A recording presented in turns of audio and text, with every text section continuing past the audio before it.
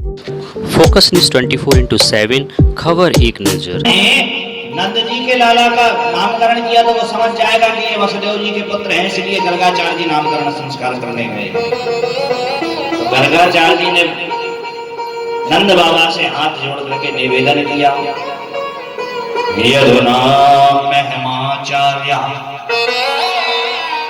ख्यातश्च भुवि सर्वतः सुतं मया संस्कृतं ते मन्यते देवकी सुतम। बोले महाराज असल में बात तो ये है कि हम तो हैं महाराज यदुवंशियों के आचार्य, खास करके वसुदेव जी के घर का पुरोहित, और यदि हमने आपके लालाओं का नामकरण किया तो कहीं कंस ये ना समझे कि ये ऐसा तो नहीं कि वसुदेव के ही पुत्र हों, और हम नहीं चाहते कि हमारी वजह से आपके लाला के जीवन में संकट आ जाए। और आप कोई कार्य करते हैं तो बिना उत्सव मनाए करते नहीं हैं, इसलिए हम आपके लालाओं का नामकरण संस्कार नहीं कर सकते हैं। नंद बाबा ने कहा कि आप नामकरण के लिए मुहूर्त तो निकालो। गर्गाचार्य जी ने पंचांग को निकाला, और पंचांग को निकाल करके जैसे ही देखा, पंचांग निकाल करके जैसे ही देखा तो फिर मन में विचार किया कि ये तो सर्वांतर परमात्मा सर्वांतर अंतर्यामी है। भगवान के भजन करने के लिए क्या मुहूर्त निकालना, भगवान का नाम स्मरण करने के लिए क्या मुहूर्त निकालना, संसारिक जीवों का नामकरण करने के लिए पंचांग देखने की आवश्यकता है। गर्गाचार्य जी ने तुरंत कह दिया, बोले महाराज आज का और अभी का मुहूर्त सबसे उत्तम है। गर्गाचार्य जी ने सोचा अभी नामकरण कर देंगे तो ना कोई रिश्तेदार आएगा, ना कोई नातेदार, ना खबर कंस तक पहुंचे, तो नामकरण भी हो जाएगा।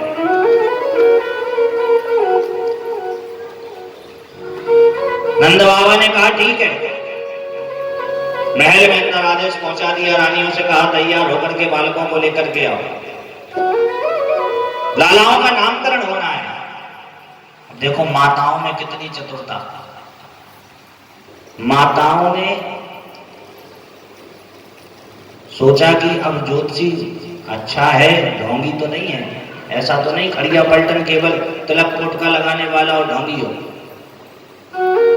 सच्चा ज्योतिषी है या नहीं है।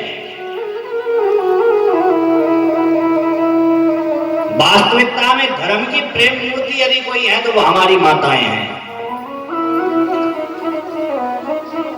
आज यदि धर्म अगर किसी के बलबूते पर टिका है तो सबसे बड़ा श्रेय हमारी माताओं का है। और आपको एक विशेष बात बताएं, माताओं को हमारे शास्त्र में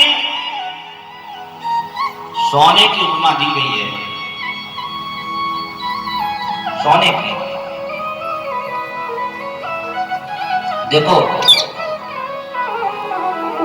आपको बताएं कि जब हम छोटे थे तो एक बार जब मंडी में जब यज्ञ होता है तो छोटे में यज्ञ में हम जाते थे कथाएं सुनने के लिए। तो यज्ञ में जो आरत खुली है, आरतों पर देखते थे बाहर बड़े बड़े लंबे लंबे भारी भरकम बांट पड़े रहते थे, कोई 20 किलो का, कोई 30 किलो का, कोई 1 मन का, ऐसे बड़े बड़े बांट।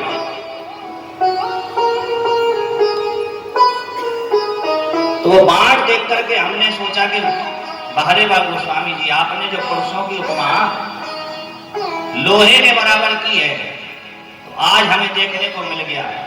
आड़त बंद है, बांट बाहर पड़े हैं, कोई चिंता नहीं है। तो इसी प्रकार पुरुष है, कहीं भी पड़े रहे कोई दिक्कत नहीं, लेकिन माताओं की उपमा सोने के बराबर है, सोने के बराबर की है। किस प्रकार?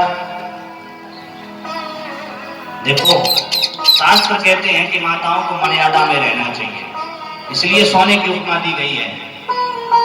आपको सोना लेना होगा तो एक विशेष बाजार में जाना होगा, ऐसा तो नहीं है कि सब्जी मंडी में आलू टमाटर की तरह सोना बिकता हो।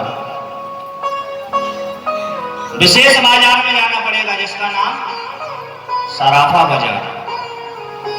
और विशेष बाजार में जाकर के विशेष दुकान में, वो भी दुकान बड़ी चमकती दमकती दिखाई देगी।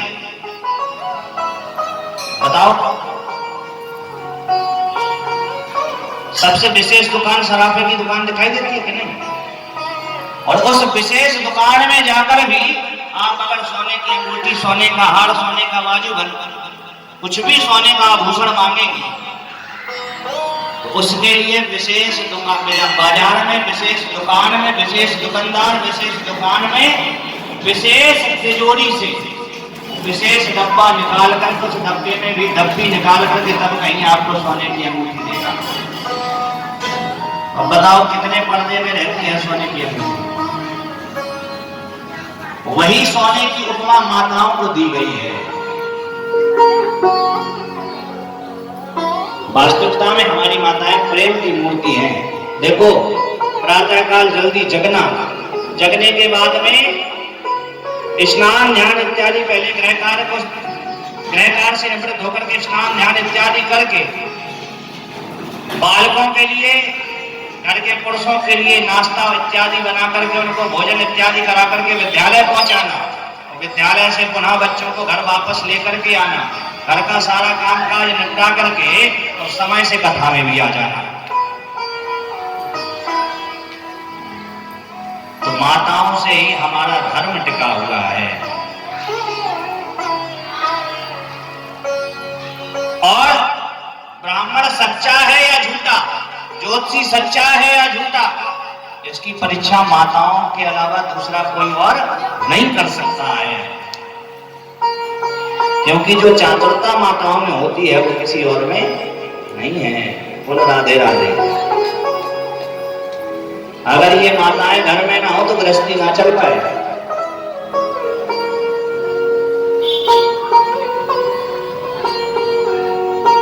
जब नोटबंदी हुई तब देखो माताओं की चातुरता, कितना बड़ा हुआ धन निकला। बोलो राधे राधे।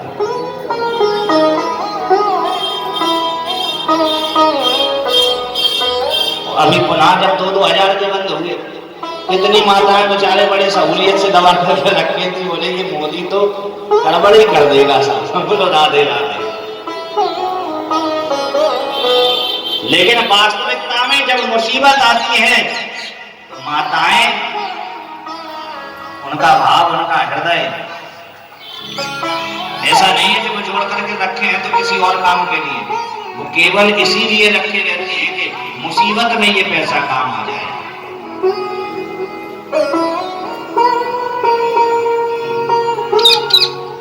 तो दोनों माताओं ने, यशोदा मैया और रोहिणी मैया ने क्या किया? अपने बालकों की अदला बदली कर ली। देखते हैं कि ये ज्योतिषी बता पाता है या नहीं। यशोदा मैया की गोद में बलराम, रोहिणी मैया की गोद में भगवान कृष्ण आ गए। दोनों माताएं आकर के महाराज सामने गर्गाचार्य जी का आसन, नीचे आकर के दोनों माताएं बैठ गई।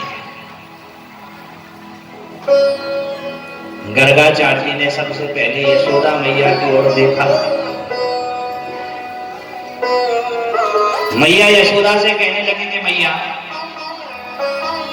आपकी गोद में जो बालक है ये कभी भगवान श्री राम के भाई रहे होंगे, और इनका बल अधिक होने के कारण इनका नाम बलराम होगा।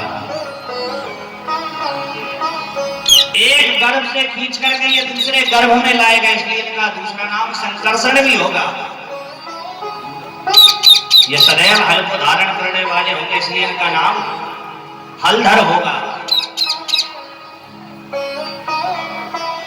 ये स्वयं साक्षात शेष के अवतार है, इसलिए इनका नाम शेष भी होगा। और आपकी गोद में जो बालक है ना, ये रोहिणी मैया के गर्भ से उत्पन्न है, इसलिए इनका एक नाम रोहिणी लाल होगा। माताएं समझ गई कि ज्योतिषी खड़िया पलटा नहीं है, सच्चा ज्योतिषी है। तुरंत मैया यशोदा ने हीरे की अंगूठी उतार करके बाबा के श्री चरणों में निवेदित कर दिया। सच्चा ज्योतिषी है, बता दिया है कौन सा बालक किसका है। जैसे ही रोहिणी मैया की गोद में जो बालक था, उस बालक को जैसे ही गर्गाचार्य जी ने देखा, और देखा तो देखते ही देखते महाराज गर्गाचार्य जी की समाधि लग गई।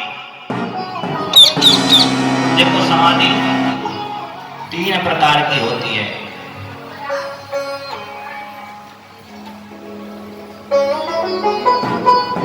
ध्यान समाधि, त्राटक समाधि, क्षमा चाहिए, 2 प्रकार की समाधि, ध्यान समाधि और त्राटक समाधि। तो ध्यान समाधि उसे कहते हैं कि परमात्मा का ध्यान करें जिसमें नेत्र बंद हो, सांस चलती रहे और स्मरण परमात्मा का होता रहे। और त्राटक समाधि उसे कहते हैं जिसमें नेत्र भी खुले रहें और मुंह भी खुला रहे, लेकिन श्वास बंद हो जाए और स्मरण परमात्मा का चलता रहे। तो गर्गाचार्य जी महाराज की लग गई त्राटक समाधि। अब आप विचार करो, जिसकी नेत्र खुले रहे, मुंह खुला रहे और श्वास बंद हो जाए, तो आप क्या समझेंगे?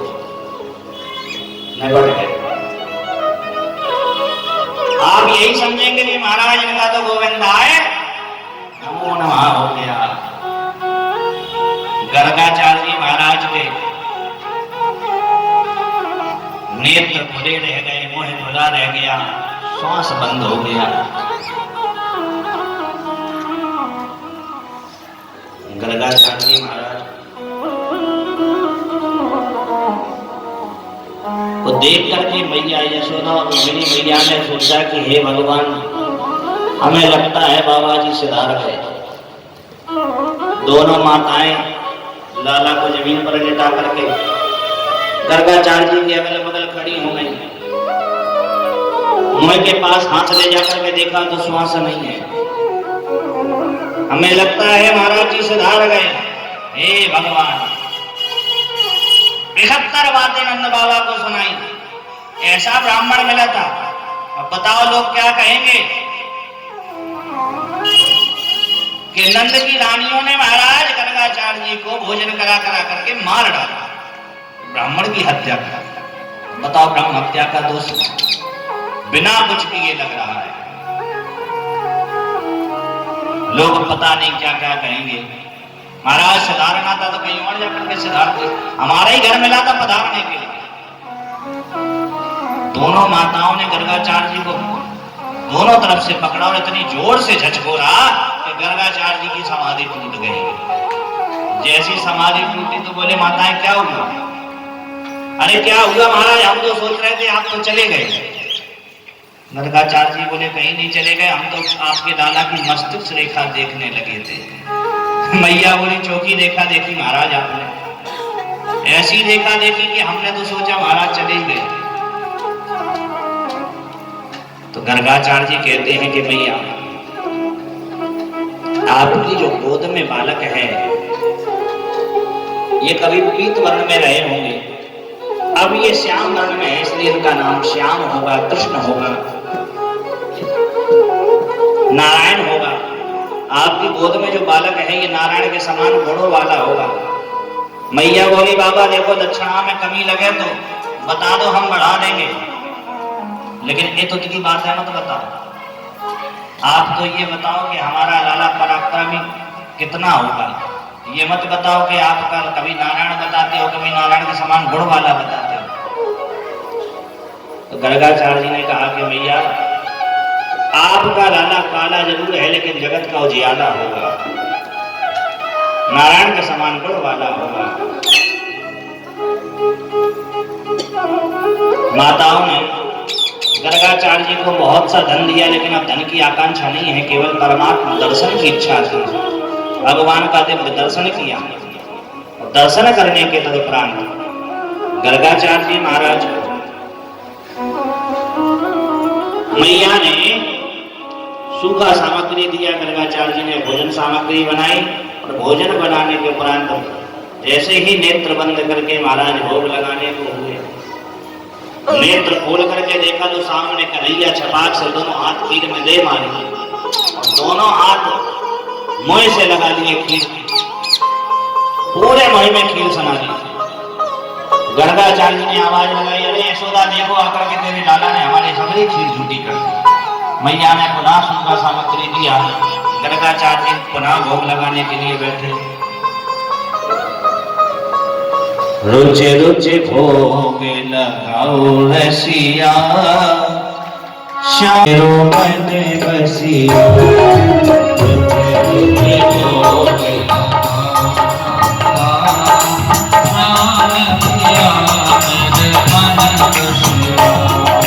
रुचे रुचे रोचे भोग लगाओ रसिया, श्याम पिया मेरो मन बसिया। रोचे रोचे भोग लगाओ रसिया, श्याम पिया मेरे मन बसिया। सबरी के मेरे सुदामा के तंदुल, सबरी के मेरे सुदामा के तंदुल, बेदोरे के छिलके खाओ रसिया। सबरी के मेरे सुदामा के तंदुल, बेदोरे के मेरे खाओ रसिया। रोजे रोजे भोग लगाओ रसिया, श्याम पिया मेरो मन बसिया। रोजे रोजे भोग लगाओ रसिया, श्याम पिया मेरे मन बसिया। रोजे रोजे भोग लगाओ रसिया, श्याम पिया मेरो मन बसिया। श्याम पिया मेरो मन बसिया, श्याम पिया मेरो मन बसिया। श्याम पिया मेरो मन बसिया, श्याम पिया मेरो मन बसिया। रुचि रुचि भोग लगाओ रसिया, श्याम पिया मेरो मन बसिया। बोलिए बाल कृष्ण लाल की। अयम हृदय बालादित्याद बलम बिरो। जब तकरीबन 4 से 6 बार गर्गाचार्य जी ने बार मैया को सूचना दी और मैया को शिकायत बताई और बार कन्हैया आकर के महाराज थाली में छपाक से दोनों हाथ दे मारते हैं और दोनों हाथों को अपने मुंह में लगा लेते हैं खीर से। गर्गाचार्य समझ गए ये कोई साधारण बालक नहीं है। गर्गाचार्य जी बोले, बस प्रभु मैं समझ गया आप ही हमारे प्रभु नारायण हैं, इसलिए आप हमें चतुर्भुज रूप में दर्शन दें। भगवान ने चतुर्भुज रूप में गर्गाचार्य जी को दर्शन दिया। केवल दर्शन मात्र की कामना थी, भगवान का दर्शन हुआ। गर्गाचार्य जी महाराज को धन की कोई कामना नहीं थी। और नंद बाबा नंद रानी यशोदा रोहिणी को आशीर्वाद देकर के गर्गाचार्य जी महाराज वहां से प्रस्थान कर गए। मैया यशोदा के भाव की कौन सराहना कर सकता है। यशोद ददाती की यशोदा, जो यश प्रदान करे तो यशोदा है। आज मैया यशोदा ने अपने लाला को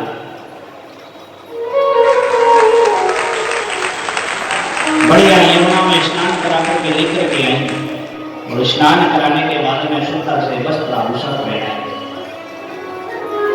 वस्त्र आभूषण पहनाए कन्हैया हो गए थे 6 महीने के, घुटमन चलने लगे हैं कन्हैया। नंद बाबा यमुना में स्नान करके आए। एक दिन की बात, प्रातः काल नंद बाबा यमुना से स्नान करके लौट करके घर आए और स्नान करके जब लौट करके आए तो पूजा घर में प्रवेश कर गए। घुटमन चलते हुए कन्हैया पूजा घर के बाहर आकर के बैठ गए। नंद बाबा ने कहा कि लाला देखो, बिना स्नान किए पूजा घर में प्रवेश नहीं क्यों करें, या ये बिल्कुल बाहर ही नहीं हो। कन्हैया बोले ठीक है। नंद बाबा पूजा कर रहे हैं, पूजा गृह में शालिग्राम भगवान को उठाया और शालिग्राम भगवान को पूजा कर रहे हैं, स्नान करा रहे हैं। दूध से स्नान कराया, दही से स्नान कराया, घृत से स्नान कराया, शहद से स्नान कराया, पंचामृत से स्नान कराया, शक्कर से स्नान कराया और पुनः जल से स्नान कराने के बाद में सिंहासन पर बैठा दिया। अब कन्हैया ने इतने स्नान कराते हुए सालिग्राम की बटैया को देखा। भगवान के मन में सोचा कि हे भगवान, इतने दिन से बाबा इन्हें शक्कर से, घी से, दूध से, दही से, पंचामृत से स्नान करा रहे हैं, ये तो बड़े मीठे हैं। गर्गाचार्य ने स्नान, नंद बाबा ने स्नान करा करके सिंहासन पर बिठाया। माला करने के लिए जैसे ही नंद बाबा बैठे, अच्छा देखो कई लोग माला करते हैं औंठी में हाथ डाल करके करते, कई लोग क्या करते हैं माला करते समय सर से चादर डाल लेते और माला करते बैठ करके। तो नंद बाबा ने सर से चादर को ओढ़ लिया और माला करने बैठ गए। अब पता ही ना चले कि कौन आया कौन गया, कौन आया कौन गया इस बात का पता ही नहीं। वास्तविकता में भगवान का चिंतन एकाग्र मन एकाग्रचित्त होकर के करना चाहिए। लेकिन कौन सलाह दे कि भगवान का चिंतन एकाग्र मन एकाग्रचित्त होकर के करें। हम लोग भगवान के मंदिर में भी जाते हैं, 2 मिनट का समय भगवान के लिए नहीं है। अपने चरण पादुका भी ऐसी जगह उतारेंगे जहां से सामने भगवान के दर्शन भी होते रहे और हमारे जूते चप्पल भी दिखते रहे। आपको कलियुग भक्त की कथा बताता हूं। एक कलियुगी भक्त मंदिर में गया और द्वार पर चप्पल ऐसी जगह उतारी कि हमारी चप्पल भी दिखती है और भगवान का दर्शन भी होता है। जाकर के भगवान से प्रार्थना करता है, त्वमेव माता, पीछे मुड़ करके देखता है रखी है कि नहीं, जब पिता त्वमेव, फिर सामने देखता है त्वमेव बंधु, देख लेता है अच्छा सखा त्वमेव। तो इस प्रकार की भक्ति से परमात्मा मिलने वाले नहीं है। 2 मिनट भगवान के प्रति हम समर्पण भाव लाएं। एक कथा याद आती है, एक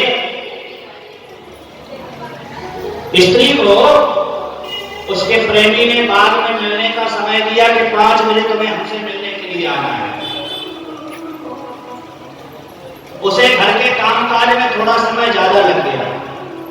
उसने जब घड़ी में देखा कि 5 तो घर में ही बज गए और हमारा प्रेमी हमसे मिलने के लिए बाग में आ गया होगा, और उसने जैसे ही घड़ी में समय देखा तो वो दौड़ पड़ी।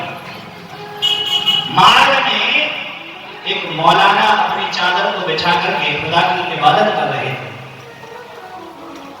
और खुदा की इबादत कर रहे थे कि वो लड़की इतनी प्रेमी के प्रेम में पागल थी कि उसे दिखाई नहीं दिया कि किसकी चादर बिछी हुई है, कौन खुदा की इबादत कर रहा है। वो दौड़ी दौड़ी गई और सीधे अपने प्रेमी से मिलने के लिए चल दी। लेकिन मार्ग में गलती से उसका पैर उस मौलाना की चादर पर पड़ गया। उस मौलाना ने जैसे ही देखा ये लड़की हमारे पैर पर चादर पर, हमारे चादर पर पैर रख करके चली गई, मैं खुदा की इबादत कर रहा है, इसे दिखाई नहीं दिया, लौट करके आएगी तब मैं इससे मिलूंगा। वो लड़की अपने प्रेमी से मिल करके लौट करके आई, जब तक वो मौलाना वही मार्ग में बैठा रहा। और जैसे ही लौट करके वो लड़की आई तो मौलाना ने उस लड़की को रोका, बोला ये लड़की तुझे दिखाई नहीं दिया, मैं खुदा की इबादत कर रहा था और तू हमारी चादर पर पैर रख करके चली गई। उस लड़की ने बड़ा सुंदर जवाब दिया, बोली मौलाना हमारा मन केवल और केवल उस समय हमारे प्रेमी से मिलने का था, इसलिए हमारा मन केवल प्रेमी में रहा था। लेकिन आप कह रहे हो कि हम खुदा की इबादत कर रहे थे। अरे तुम्हारी एक ऐसी खुदा की इबादत थी कि तुम्हें ये पता चल गया कि किसका पैर पड़ा किसका है, इसलिए तुम्हारा मन खुदा में नहीं खुदा में लगा हुआ था। बोलो राधे राधे। इसलिए परमात्मा का चिंतन एकाग्रचित्त होकर के करना चाहिए, एकाग्रचित्त होकर। तो गर्गाचार्य जी महाराज चादर को डाल करके माला कर रहे हैं। कन्हैया ने सोचा कि महाराज बहुत दिन से शहद लगा, शक्कर लगा, पंचामृत लगे, सालिग्राम भी बहुत मीठे हो गए। तो घुटमन जाकर के मंदिर में प्रवेश कर गए और सालिग्राम भगवान की बटैया को उठा करके महाराज मुंह में रख लिया। मुंह में रख करके महाराज नंद बाबा के पीछे जाकर के बैठ करके और जीभ से चाटने लगे। नंद बाबा की माला पूरी हुई। जैसे ही माला पूरी हुई, माला पूरी होने के बाद में जयकारा लगाया, बोलो सालिग्राम भगवान की। जैसे ही चादर मुंह से हटाया और जयकारा लगाया, सामने देखा तो महाराज सालिग्राम भगवान गायब। हे भगवान, हमारे सालिग्राम भगवान कहाँ चले गए? सालिग्राम जी कहाँ चले गए? यहाँ वहां देखा, सालिग्राम जी नहीं दिखाई। जब पीछे मुड़ के देखा तो दूसरे सालिग्राम जी बैठे। नंद बाबा ने पूछा, क्यों छोड़ा? मैंने हमारे सालिग्राम जी को देखा है? अब कन्हैया जी तो मैं में सालिग्राम रखे, मैं भूला हुआ। बोले क्यों रे दादा, तेने मेरे सालिग्राम जी को देखा है? कन्हैया बोले अब तो नंद बाबा को जोर से क्रोध आया, एक गुलचा गाल पर मारा। जैसे ही गुलचा मारा तो गाल पिचका और सालिग्राम जी सीधे सिंहासन पर। हे भगवान, देख तो सही, द्वारिके ने हमारे सालिग्राम जी भगवान को मुंह में धर दिया, सब अपवित्र कर दिया। पुनः गंगा जी से स्नान कराया, तो स्नान करा करके महाराज सालिग्राम जी को हवन रूप दिखा करके चल रखा और कहा कि हे सालिग्राम भगवान, हमारे छोरा को क्षमा कर देना। माने आपको गुलाब जामुन समझ रही वही आ गया, मन में धारण है। सालिग्राम जी भगवान से प्रार्थना की है, भगवान भाव के भूखे हैं। भगवान कहते हैं कि देखो, हमारा ही नाम लेते हैं और हमसे ही क्षमा मांग रहे हैं और हमारे ही लिए क्षमा मांग रहे हैं। कहु बढ़ाई,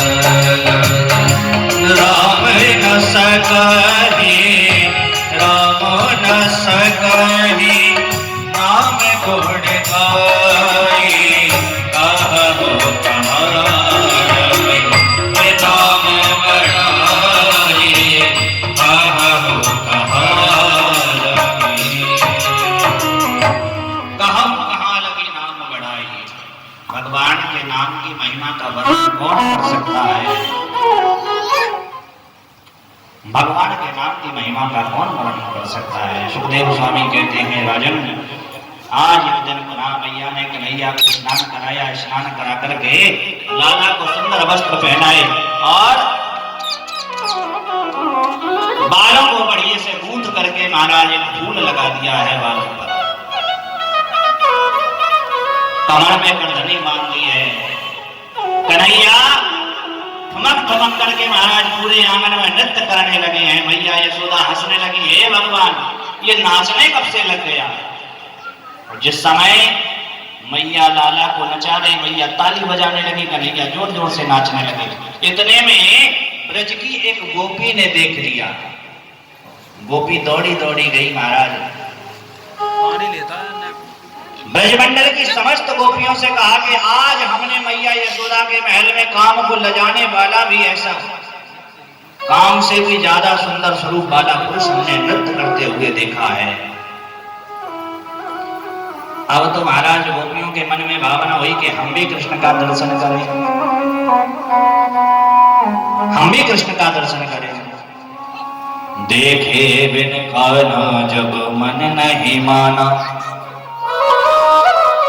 मेरे आंखों से आज हमने ब्रह्म पहचाना है।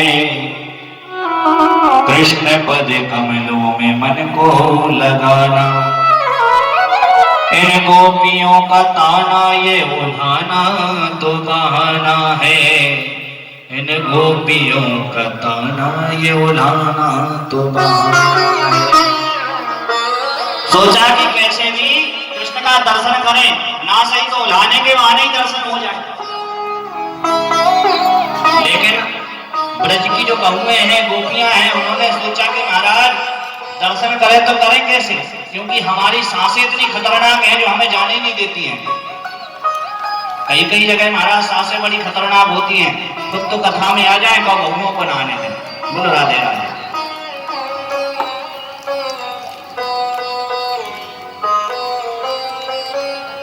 एक कथा याद आती है, एक जगह सास बहू की बड़ी लड़ाई होती थी, आपस में झगड़ा।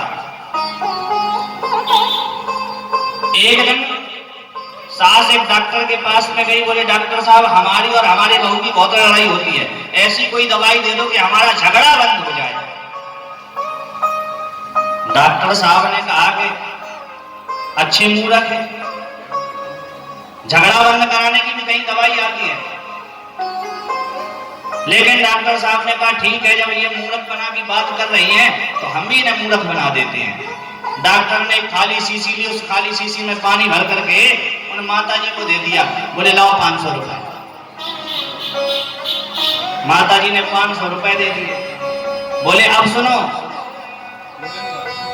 इस दवा का उपयोग जब आप घर जाएंगे, जैसे ही आपकी बहू आपसे कुछ कहने लगे तो इस दवा को 2 ढक्कन आप अपने मुंह में डाल लेना, गुटकना नहीं है।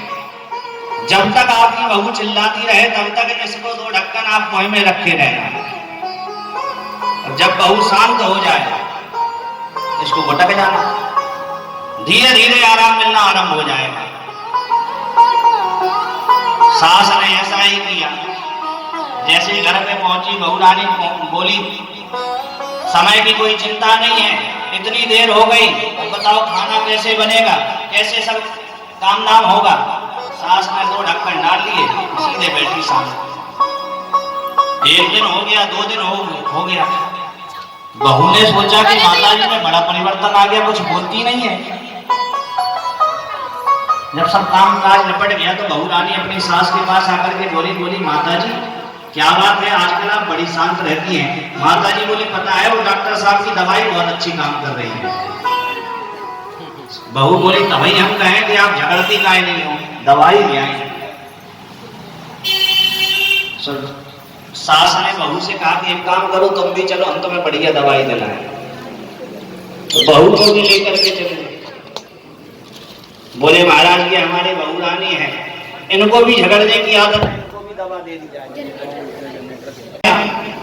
मैया बोली देखो जाको जितना खायो है सब तौल तौल ले जाओ, तौल तौल ले जा सकी जाको जितना खायो है।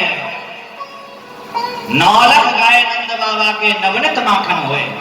1-8 लाख गाय नहीं है, 9 लाख गाय है नंद बाबा जी के यहाँ। नित्य नया माखन होगा, कितना खाया होगा। अगर आपका 100 ग्राम खाया तो 1 किलो ले जाओ हमारे तरफ से, 250 ग्राम खाया तो 2.5 किलो ले जाओ, तौल तौल के ले जाओ। लेकिन हमारे लाला को चोर मत करो। गोपियों ने कहा गड़बड़ हो गई। अरे बोले मैया आप तो क्रोधित हो गई हैं, गुस्सा कर रही हैं, हम तो आपको ये बता रहे हैं कि आपके लाला कितने उद्दंडी हैं। एक गोपी कहती है कि भैया हम अपनी बात बताते हैं, आपके लाला ऐसा उधम क्यों करें। एक बार हमारे घर में हमारे विवाह की वर्षगांठ के उपलक्ष्य में हमने सत्यनारायण भगवान की कथा रखी। और सत्यनारायण भगवान की कथा में हम पकवान बना रहे थे कि आपके लाला आए और आकर के पेट पर हाथ फेर करके कहने लगे भाभी जी जोर की भूख लगी है, लाओ हमें कुछ खाने के ताई दे दो। तो हमने मना कर दिया। तो मालूम है आपके लाला कहने लगे कि आज जो होगी सो देखी जाएगी। और इतना कहकर के लाला चले गए। हम पकवान बनाने में व्यस्त थे। थोड़ी देर बाद हमारे रसोई के छींके से झांक करके लाला बोले भाभी जी आपके सत्यनारायण भगवान आपके सिंहासन पर बैठ गए हैं, दर्शन कर लो जाकर के। और जब हमने दर्शन करने के लिए जाकर के देखा तो आपके लाला एक कुत्ते के बच्चे को ला करके हमारे सिंहासन पर बिठा गए। मैया बोली, हे भगवान, ऐसा उद्यम नहीं हमारा कन्हैया। एक गोपी बोली मैया ये तो कुछ नहीं है, हम अपनी बात बताते हैं। हमारे घर में भी हमारे विवाह की वर्षगांठ, हम भी भोजन बना रहे थे भगवान सत्यनारायण के लिए, और सत्यनारायण भगवान की कथा के लिए जब हम भोजन प्रसादी बना रहे थे तो लाला आए और आकर के पेट पर हाथ फेर करके कहने लगे कि मैया भाभी हमको बहुत जोर की भूख लगी है, कुछ खावे के ताई देखो। तो हमने कह दिया लाला जय जय है जाएगी, बाकी बाद में मिल जाएगा, जाओ खेलो थोड़ी देर। तो आपके लाला बोले हमसे भी बड़ी कोई जय जय, और ना जाने कब ये जाकर के हमारे शयन कक्ष में छुप गए। हमारी सत्यनारायण भगवान की कथा हो गई, कथा के बाद में प्रसादी बट गई, भोजन हो गया, हम और हमारे पति शयन कक्ष में सोने के लिए चले गए। और अर्धरात्रि के अंधेरे में आपके लाला ने हमारे पति की दाढ़ी और हमारी चोटी दोनों को एक साथ बांध दिया। रात्रि के समय हमको लगी जोर की प्यास, और जब हम जल पीने के लिए उठने को हुए तो हमारे पति जी चिल्लाए, और जब चिल्लाए तो हमने कहा रोशनी करके देखें। तो हम जैसे ही दिया सलाई उठाने के लिए उठे तो हमारे पति की दाढ़ी खींच करके हमारी चोटी में आ गई। मैया बोली, हे भगवान, ऐसा उधर नहीं। मैया ने आवाज लगाई, कन्हैया, अरे लाला, ए कन्हैया कहाँ है? लाला जैसे ही महाराज बिस्तर से उठे और सीधे आए, आकर के मैया यशोदा के पीछे खड़े हो गए। सुखदेव स्वामी कहते हैं, राजर्षि परीक्षित सावधान, जिस परब्रह्म के डर से काल भी थर-थर कांपता हो, आज वही परब्रह्म मैया यशोदा के डर से थर-थर कांप रहा है। ये मैया यशोदा के प्रेम का प्रभाव है, मैया यशोदा के वात्सल्य का प्रभाव है। यशम ददाति यशोदा, जो यश प्रदान करे तो यशोदा है। आज महाराज सत्यवादी हरिश्चंद्र कह रहे हैं कि मैया तू तो बड़ी भोरी है, इनकी बातों में मत आ। इनको पतियारों करे मैं तस कर ये सान, और चोर नाम मेरो धने मेरो होने न देगी ब्याह। भैया आप भोरी हो, और ये गोपियां है ना, ये चोर चोर कह करके मुझे बदनाम कर देंगी सारे नगर में, ये हमारा विवाह नहीं होने देगी। तू भोरी है, इनकी बातों में आ जाती है। तो सुखदेव स्वामी कहते हैं, राजन कन्हैया ने जितनी भी लीलाएं करी हैं, बालकों की भांति करी हैं, बच्चों की भांति करी हैं। एकदा क्रीडा मानस्ते रामाद्या गोपदारिका कृष्णामृतं भजित्वानिति मात्रेण वेदयन्। बड़ी से बड़ी लीला करते हैं तो ब्रज में बच्चों की तरह कन्हैया करते हैं, किसी को पता नहीं चलता है। शास्त्रों में ब्रज की महिमा का बड़ा वर्णन होता है। संत महात्मा अमलात्मा मुनि ब्रज की रज का गान करते हैं। रमण रे तले क्यों नहीं कियो न जमुना रे मन तू समझो नहीं ब्रज को तत्व महान, रे मन तू समझो नहीं ब्रज को तत्व महान। तुमने ब्रज के तत्व को नहीं समझा अगर आप जाकर के ब्रजमंडल में रमण रेती पर लेटे नहीं हो। आजकल वृंदावन में क्या हो गया है महाराज, लोग वृंदावन की महिमा को जानने की चेष्टा नहीं करते हैं। वृंदावन में सेल्फी पॉइंट बना लिया है, लोग जाकर के फोटो खींचते हैं, रील बनाते हैं। लेकिन वृंदावन में जाने का नियम क्या है? वृंदावन में जाए तो सबसे पहले ब्रज रज में लिवट लगा लें। जिस रज का संस्पर्श हमारे कन्हैया, जिस रज पर उनके चरण पड़े हैं, उस चरण को अपने तन पर लपेट लें। ये ब्रज के रज का महत्व है, ब्रज के रज का महत्व है। वृंदावन की महिमा का बड़ा सुंदर वर्णन है। आए हम और आप भी मानसिक भाव से ब्रज यात्रा में चलते हैं। राधे राधे राधे राधे राधे राधे राधे राधे गाते रहना, गाते रहना, राधे राधे राधे राधे गाते रहना, जल्दी जल्दी राधे राधे राधे राधे गाते रहना, जल्दी जल्दी वृंदावन आते रहना। राधे राधे राधे राधे गाते रहना, जल्दी जल्दी वृंदावन आते रहना, गाते रहना, आते रहना, गाते रहना, आते रहना, गाते रहना, आते रहना, गाते रहना,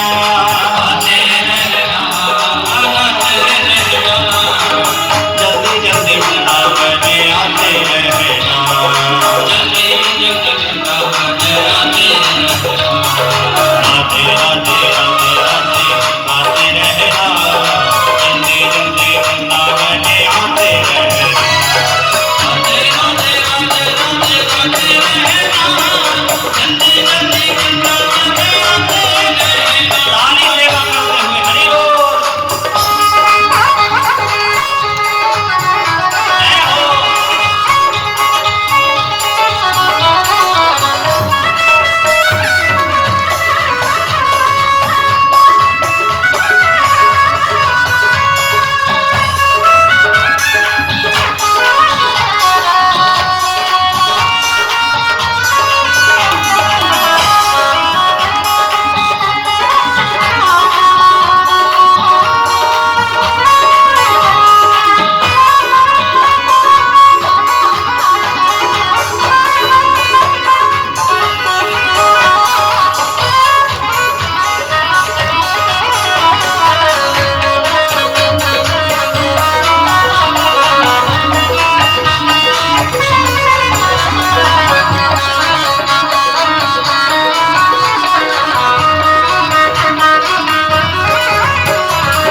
वृंदावन आके तेरे भाग खुल जाएंगे, वृंदावन आके तेरे भाग खुल जाएंगे, वृंदावन आके तेरे भाग खुल जाएंगे, वृंदावन आके तेरे भाग खुल जाएंगे। यमुना नहा के सारे पाप धुल जाएंगे, यमुना नहा के सारे पाप धुल जाएंगे, यमुना नहा के सारे पाप धुल जाएंगे, यमुना नहा के सारे पाप धुल जाएंगे। क्योंकि हमारे बाल कृष्ण लाल की पटरानी है श्री यमुना महारानी। यमुना कहते हैं भक्ति को, इसलिए बार बार यमुना, बार बार यमुना नहाते रहना, जल्दी जल्दी वृंदावन आते रहना। राधे राधे गाते रहना, जल्दी जल्दी वृंदावन आते रहना।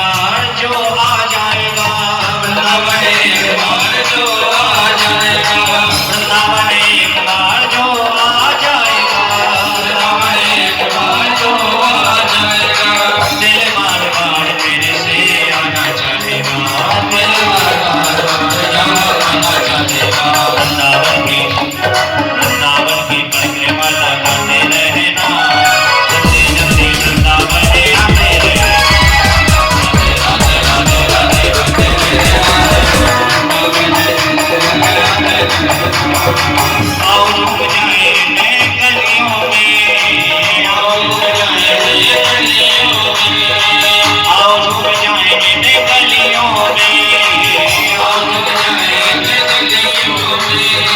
राधे राधे बोलो ब्रज गलियों में, राधे राधे बोलो ब्रज गलियों में। और ब्रज गलियों में घूम करके क्या करोगे? संतों की प्रसादी भी पाते रहना। संतों की प्रसादी क्या है? व्याकरण की पद्धति से देखें तो प्रभु साक्षात दर्शन इति प्रसादः। वास्तविकता में प्रभु का जो साक्षात दर्शन है वो प्रसाद है। संतों की प्रसादी भी पाते रहना। राधे राधे वृंदावन आते राधे राधे राधे राधे रहना। राधे राधे वृंदावन आते रहना। राधे राधे राधे राधे राधे रहना। राधे राधे वृंदावन आते रहना।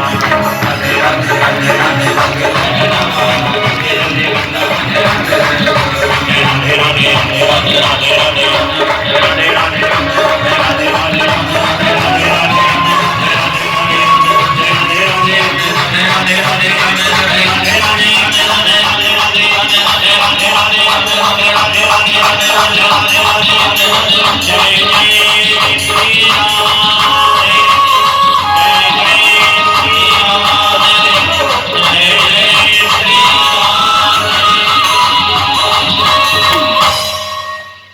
राधे राधे राधे गाते रहना। जल्दी जल्दी वृंदावन आते रहना। है तो आप वृंदावन पहुंच जाओ। वृंदावन में नाम रूपी धन का महत्व है। वृंदावन में नाम रूपी धन है। देखो, आप अयोध्या चले जाओ, उज्जैन चले जाओ, काशी चले जाओ। उज्जैन काशी में आपको मंदिर प्रांगण के अलावा और कहीं बम बम भोले के नारे नहीं सुनाई देंगे। अयोध्या में मंदिर के अलावा राम राम कहीं और नहीं सुनाई देगा। लेकिन वृंदावन एक ऐसा वन है कि अगर आप मार्ग में जा रहे हो और पीछे रिक्शा वाला भी आ जाएगा तो घंटी नहीं बजाएगा। क्या बोलेगा? राधे राधे। तब तो हमारे ब्रज को संतों ने गाया है, हमारो धन्य राधा श्री राधा श्री राधा।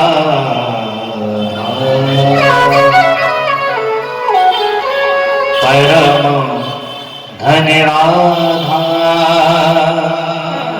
श्री राधा श्री राधा।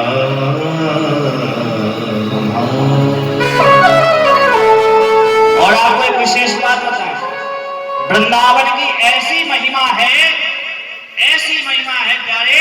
तो वृंदावन में अगर राधा नाम की हानि होने लग जाती है तो ऐसा कोई ना कोई बिहारी जी महापुरुष रूप में अवतरित होकर के आ जाते हैं, या मानो ऐसा महापुरुष भेज देते हैं कि उस नाम की महिमा का बखान पुनः होने लग जाता है। वृंदावन में हरिदास जी महाराज, पूज्यपाद विठल जी महाराज, अनेक संत, जब जब राधा नाम की कमी हुई तब तब ऐसे ऐसे संत अवतरित होकर के आए कि वृंदावन में राधा नाम की महिमा का गान होने लगा। और देखो, आधुनिक युगता के कारण हमारे ब्रजमंडल में राधे राधे की जैसी कमी पड़ने लगी, तो ऐसी बिहारी जी ने कृपा करी कि पूज्य प्रेमानंद जी महाराज को वृंदावन में अवतरित करके भेज दिया। पुनः वृंदावन में देखो, रात में 1-1 बजे से लोग महाराज श्री का दर्शन करने के लिए राधा नाम की ध्वनि गाने लगते हैं।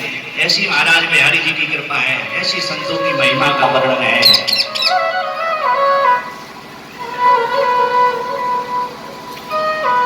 इसलिए जहां धन का वन है वो वृंदावन है। तो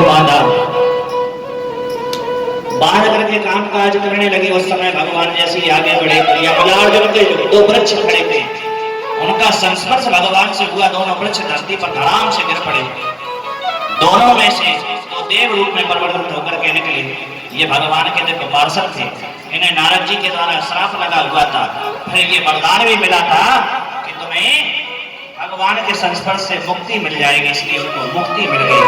जय और विजय नाम के 2 दिव्य पार्षद थे।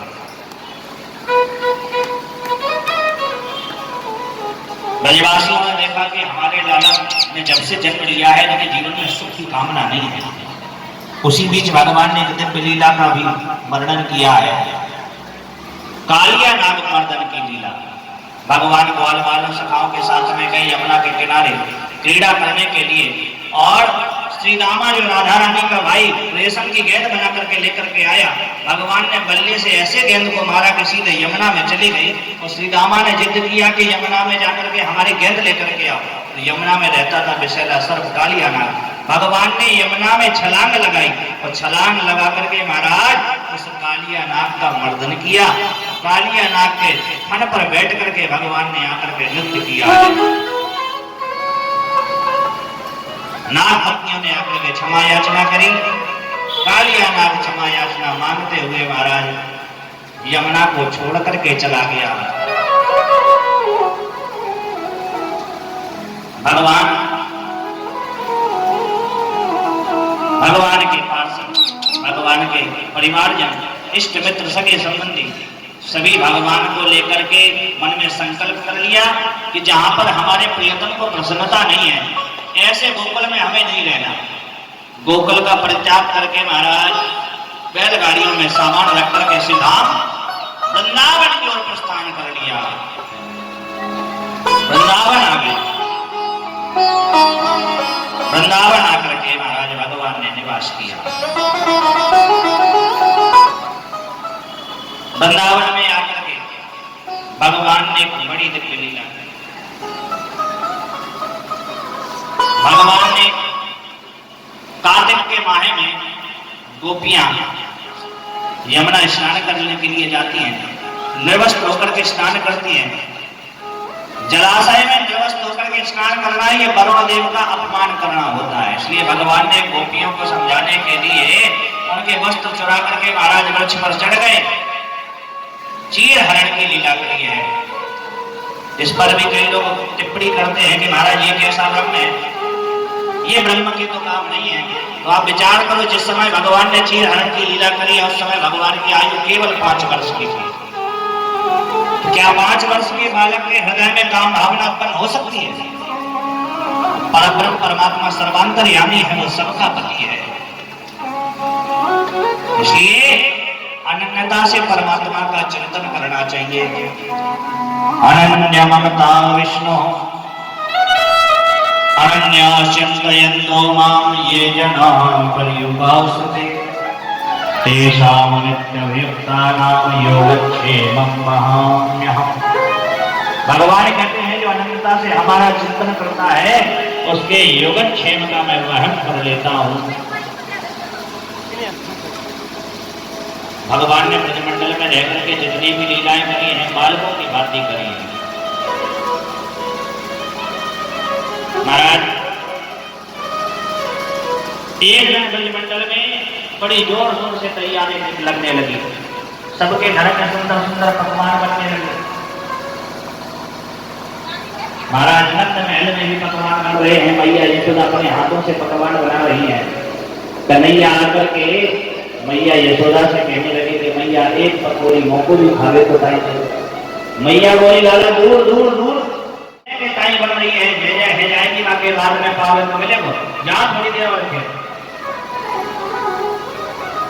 अब तो महाराज कन्हैया रोते रोते आए और आकर के नंद बाबा के पास में आकर के रोने लगे। नंद बाबा ने पूछा लाला क्या बात है, क्यों रो रहा है? कन्हैया ने कहा कि मैया रसोड़े में पकवान बना रही है, एक पकौड़ी हमने मांग दिया तो लाला मैया ने कह दिया लाला दूर खेल जाकर जय जय है कि बाकी बाद में मिलेगी। मैया किसकी पूजा के लिए पकवान बना रही है? तो नंद बाबा कहने लगे पर्जन्यो भगवान इंद्र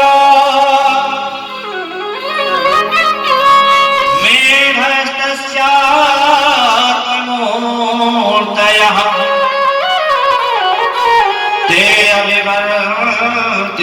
भूतानां पीडनं जीवनं पयः।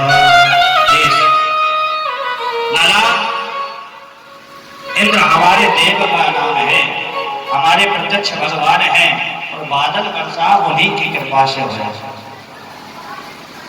हम लोग इंद्र की पूजा जब यज्ञ करें तो इंद्र महाराज वर्षा करें, और इंद्र महाराज जब वर्षा करें तो हरी भरी भूमि हो, हरी भरी भूमि हो तो वृद्धि हो फसल में। और इंद्र की पूजा के लिए ही तेरी मैया सामग्री बना रही है, बुरा नहीं मानना चाहिए लाला। तो लाला बोले, कन्हैया बोले, बाबा बुरा ना मानो तो मैं भी एक बात कहूं। नंद बाबा बोले, हाँ हाँ बोल। तो भगवान कहते हैं, कर्मणा जायते जंतो कर्मणैव विलीयते सुखम दुःखम भयं क्षेमम् कर्मणैवाभिपद्यते। जीव को जन्म भी है तो कर्म से ही है, और जीव कर्म ही ना करे तो फल आपको ईश्वर काय को देवे। तो ईश्वर नाम की यदि कोई चीज है तो फल भी भाई को देवे जो कर्म करे, और जो कर्म ही ना करे आपको फल ना देवे। जो जैसे करे ही सुंदर फल चाहता, वो कहीं कर्म बड़ा वैसा जो जैसा कर्म करता है परमात्मा उसको उसी रूप में फल दे देता है। बाबा हमारा तो प्रत्यक्ष देवता है गिरिराज महाराज। गिरिराज महाराज की पूजा करने से खूब वर्षा होए, खूब हरी भरी घास होए, और गैया गिरिराज महाराज में विचरण करके खूब मनन दूध देवे, और खूब तुम्हारा लाला दूध पी करके चढ़ जाए।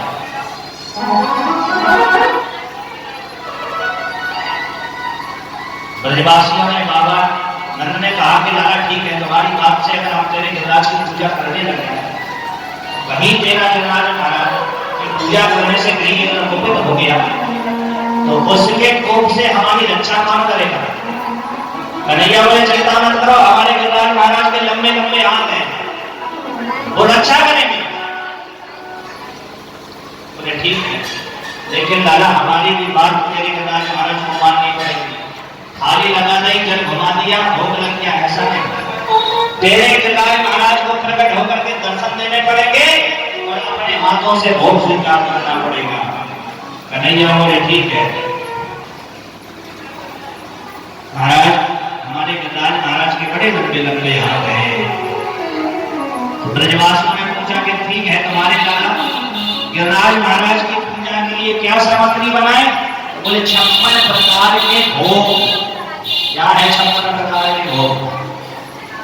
गुड़चन है खीर मोहन, खीर सामोर खुरमी,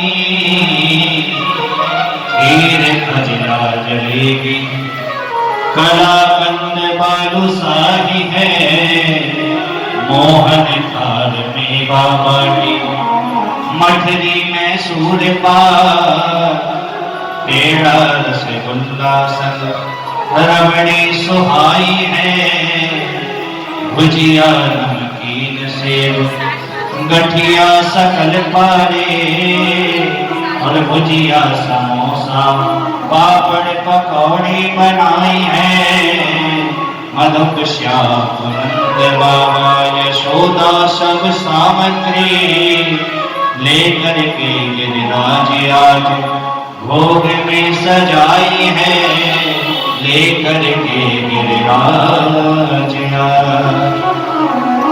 56 प्रकार के भोग महाराज, छेना की रसगुल्ला, छेना की चमचम, छेना की पकौड़ी, खोए की मिठाई, खोए की बर्फी, अनेक प्रकार के खोए के मिष्ठान, अनेक प्रकार के मूंग की दाल के मिष्ठान, अनेक प्रकार के महाराज रबड़ी, और तो और हमारे ब्रज में सबसे प्रसिद्ध जो मिष्ठान है उसे अधौटा कहते हैं। अधौटा का मतलब जो दूध होता है आधा होता हुआ। हमारे गांव के बिहारी को ये बड़ा पसंद है अधौटा। कहते हैं कि एक बार तो महाराज बिहारी जी ने अधौटा पाने के लिए पुजारी जी भोग लगाना भूल गए, तो ताला लगा करके चले गए। रात्रि में बिहारी जी को जोर की लगी भूख, तो बिहारी जी सीधे आकर के महाराज दुकान में गए और दुकान में जाकर के अपने सोने का कंगन उतार करके दुकान में रखा है और उसके बदले में हौटा लेकर के बांध करके बिहारी जी मंदिर में बैठे। प्रातःकाल हुआ, पुजारी पूजा करने के लिए आया तो देखा महाराज हाथ में भगवान के एक सोने का चूड़ा गायब, सोने का चूड़ा गायब। बात कोर्ट तक पहुंची, पुजारी को आरोपित कर दिया गया। पुजारी जी के पास चाबी थी, पुजारी जी ताला लगा करके गए। पुजारी को ही पता होना चाहिए चूड़ा कहाँ गया, पुजारी ने ही चूड़ा लिया है।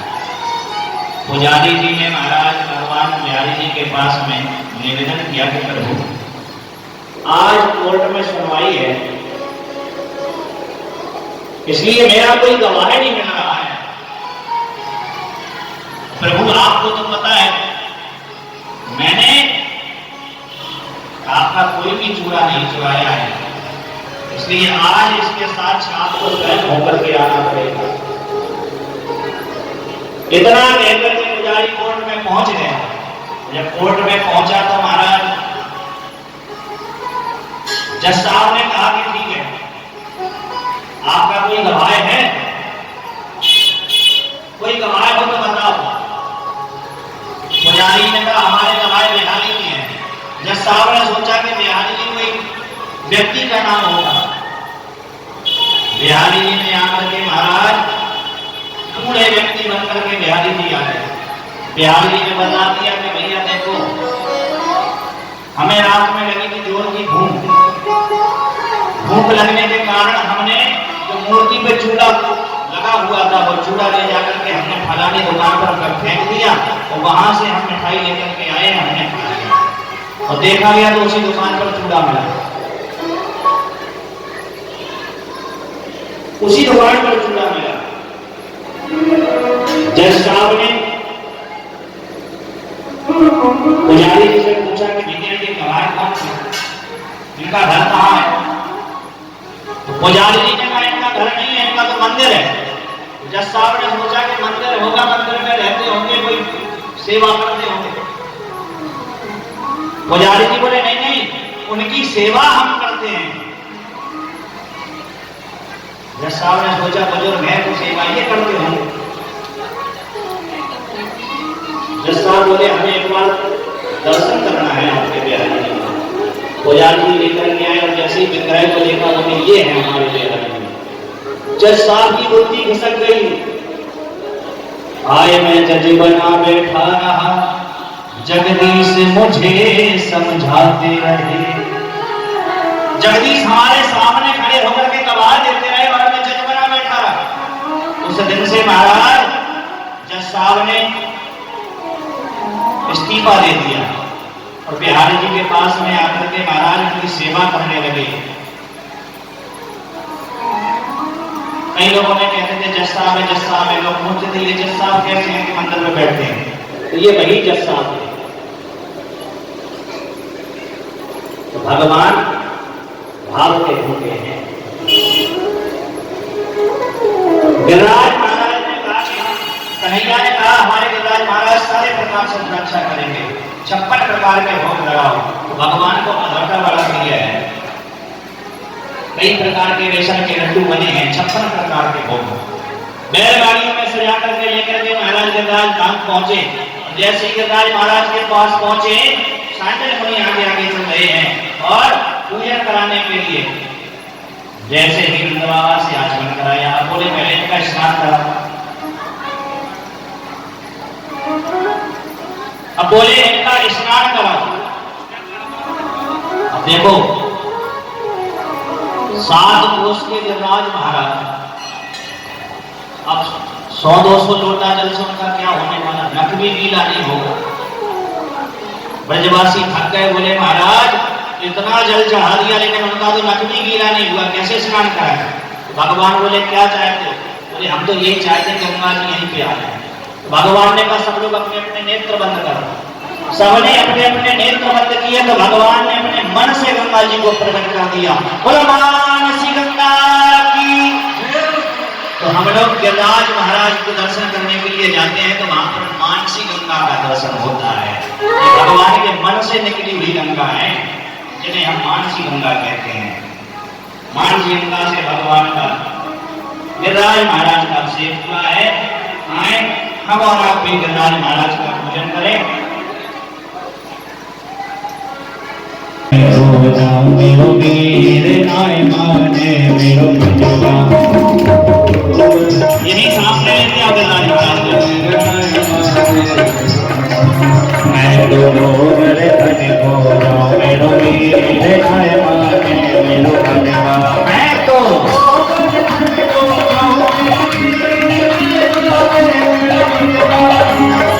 नाय माने मेरो मनवा सखी नाय माने मेरो मनवा। नाय माने मेरो मनवा सखी मैं तो गोबर धन बोला मेरो वीर नाय माने मेरो मनवा। मैं तो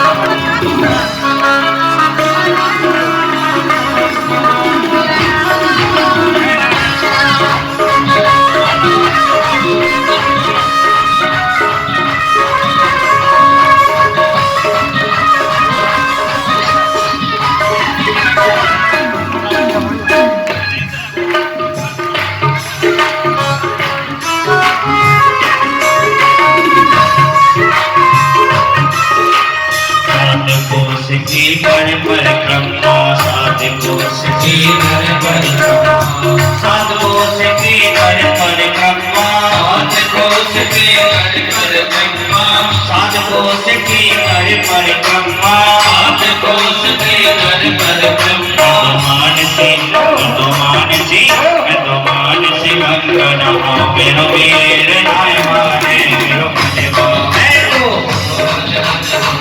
मेरो वीर नाय मेरे गोबर धन महाराज मेरे माथे मुकुट मेरा मेरे गोबर धन महाराज मेरे माथे मुकुट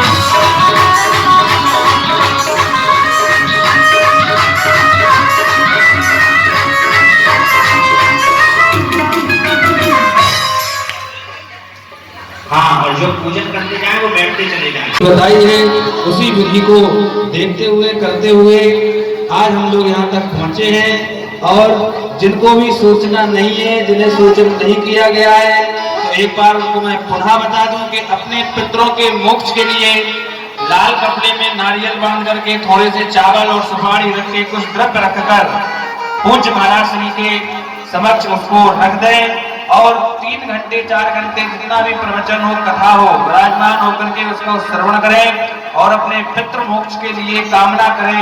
माता रानी से कामना करें, भगवान श्री कृष्ण से कामना करें, भगवान श्री राम से कामना करते हुए अपने पितरों को मोक्ष प्रदान कर सकते हैं। इस श्रीमद् भागवत कथा के सप्ताह कथा के माध्यम से। और एक सूचना, जिनको भी यजमान बनना है, ऐसा नहीं कि मुख्य यजमान ही पूजन करेंगे, माल्यार्पण करेंगे। जो भी महाराज श्री को माल्यार्पण करना चाहते हैं वो दिव्य माला बनाकर लाएं, महाराज जी को पहनाएं। और यजमान यदि बनना चाहते हैं तो वो यजमान भी बन सकते हैं, 1 दिन का, 2 दिन का, 3 दिन का, कोई शुल्क निर्धारित नहीं किया गया है। आप लोग इस चीज को सोचकर मन में मत घबराएं कि पता नहीं महाराज जी 5,000 रुपए मांगने लगे। नहीं नहीं, कोई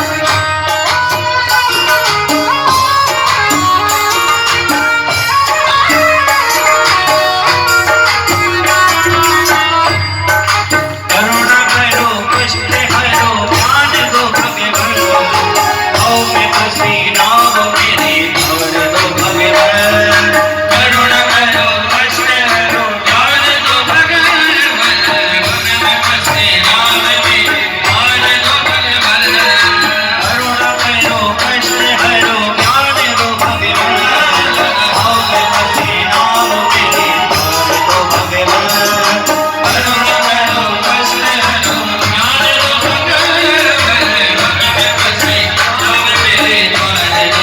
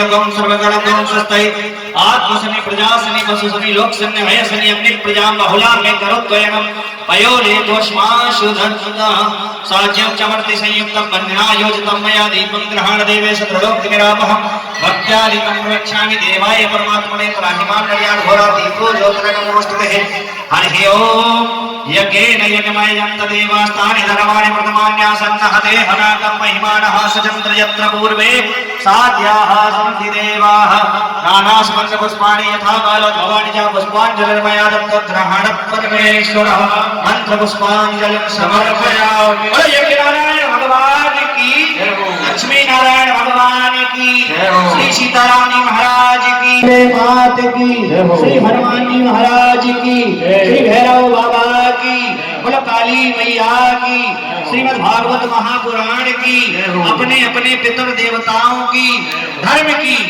अधर्म का, प्राणियों में, विश्व का, गौ माता की, सत्य सनातन धर्म की, उमापतये हर हर महादेव, जय जय श्री राधे। सभी भक्त आरती और प्रसाद लेकर के जाएं। और विशेष सूचना, जो भक्त 14 तारीख को भंडारे में सहयोग देना चाहते हैं वो अपना नामांकित या तो पुजारी जी के पास में या रेखा सोनकिया जी के पास में आप लोग नामांकित करा दें और अपनी सामग्री आज कल परसों 3 दिन के अंदर अंदर यहाँ पर पहुंचा दें, जिससे आपके भंडारे का सहयोग, आपके पितरों के निमित्त यहाँ पर भंडारा होना है 14 तारीख को। तो जो भी सहयोग देना चाहते हैं वो 14 तारीख तक आप लोग अपना अपना सहयोग 13 तारीख के शाम तक पहुंचा दें।